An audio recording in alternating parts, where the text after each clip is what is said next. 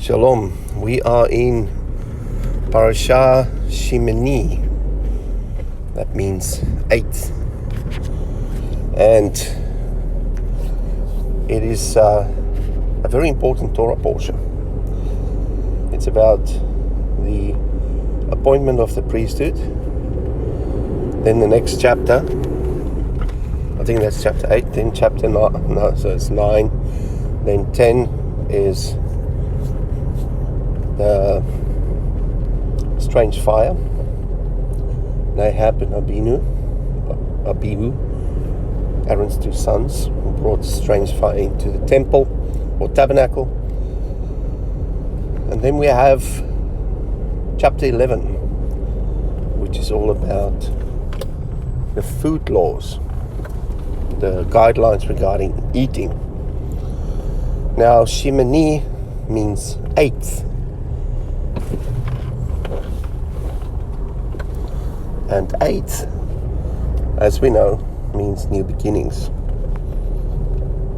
What's also interesting about this parashah, it is the 26th reading within this cycle. And we know that the number 26 is also the name Yod-Heh-Vav-Heh, which add up to 26 as well, which connects to the Aleph and the 4 letters of Yahweh's name. What makes 26 a very unique number is that's the only number that sits between a square and a cube. A square, which is 5 times 5, it's 25, and a cube, which is 3 times 3 times 3, which is 27. Now, there's no other number that has this attribute, and that makes 26 the most unique number of all numbers that exist into infinity.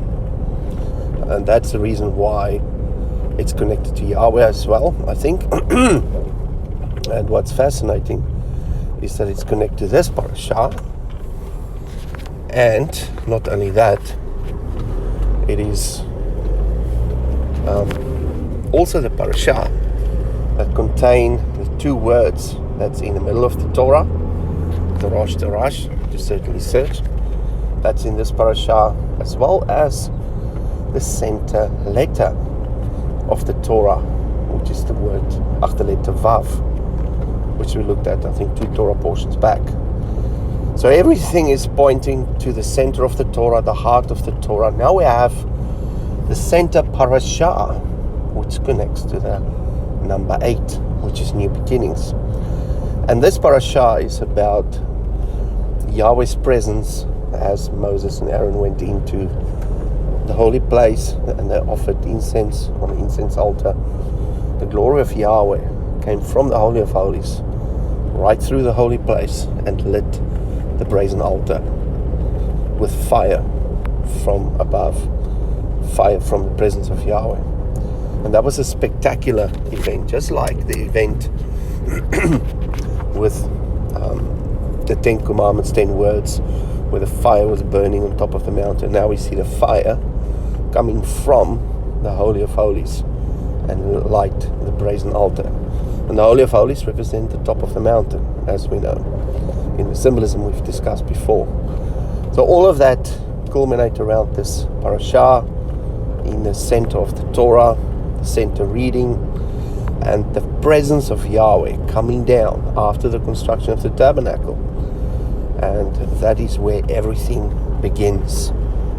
This is now where the tabernacle is constructed, and they now are going to start using it for the benefit and the purpose it's designed for. So what we also know about this parashah, Shemini, it consists of 2 parts. Shin Mem, which is Shem, which is another connection to Yahweh's name. Shem means name.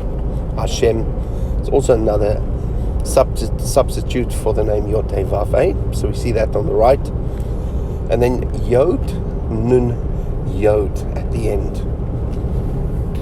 And Yod, or Yad, represents hand. And we see 2 hands holding the letter Nun. Letter Nun means seed. and fruitfulness. So now we see the two hands basically planting the seed or holding the seed that is ready to be sown and planted into the soil, into the ground.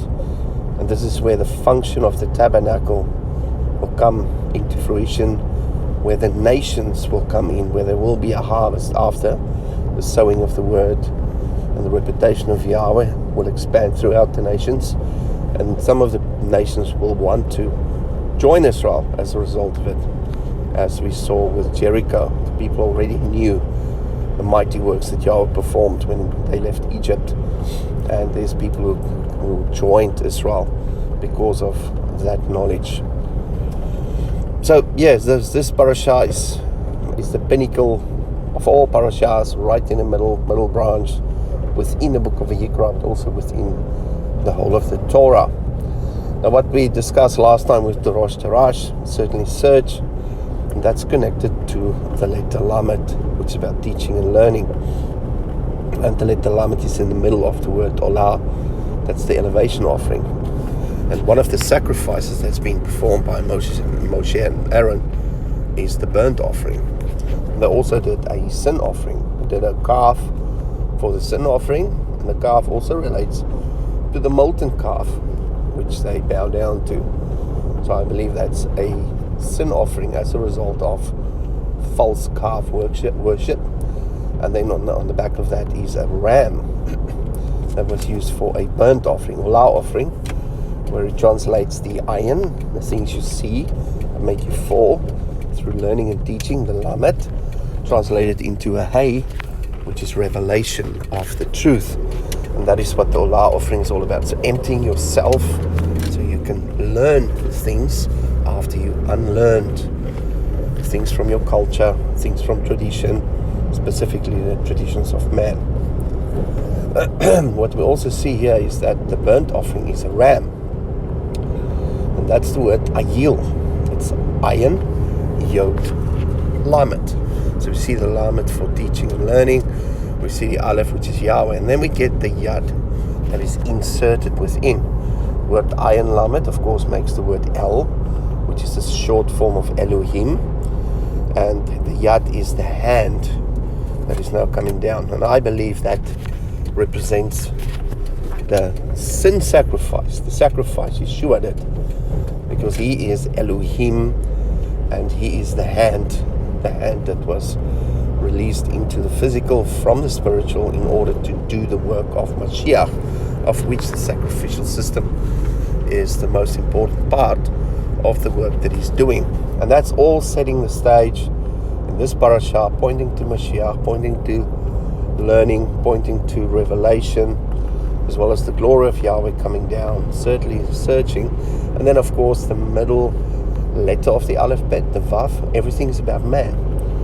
The Vav, to elevate the Vav into a crowned Vav.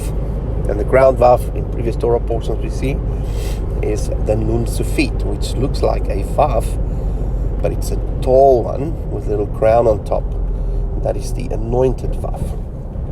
And that's also what the two yads, the word Shemini with the letter Nun in the middle, it's to take the seed of the word and then apply that to the Vav, which is in the center of this Torah portion, or the center of the Torah found within this Torah portion, and for that Nun to be converted into a Nun Sufit, or a elevated Vav. And that's what we also saw last week's parasha. It's all about the elevation, and the elevation happened through instructions, and that's what the word Tzav, it's all about. Take the Vav, changing them into a righteous person. And now we see that the righteous person starts with a Vav, and then the person is transformed into a Nun Sufit, which is a large Nun that looks like a crowned Vav or a anointed Vav.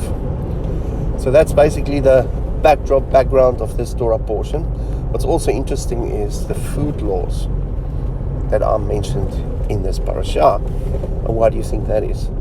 Because ayin was the eye that caused Chava or Eve to see the fruit, and then when they ate of the tree of knowledge, which Yahweh told him not to eat from, which was abomination unto him if you disobey anything regarding eating.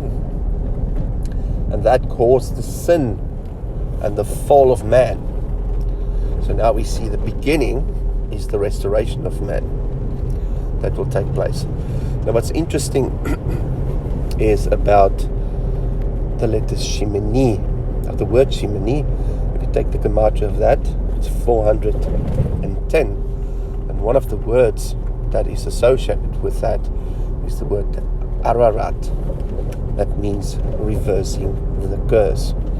So there's a lot of symbolism coming into play with all the meanings and the words associated with this number 8, the word eighth, and connecting to number 26 and the center of the Torah.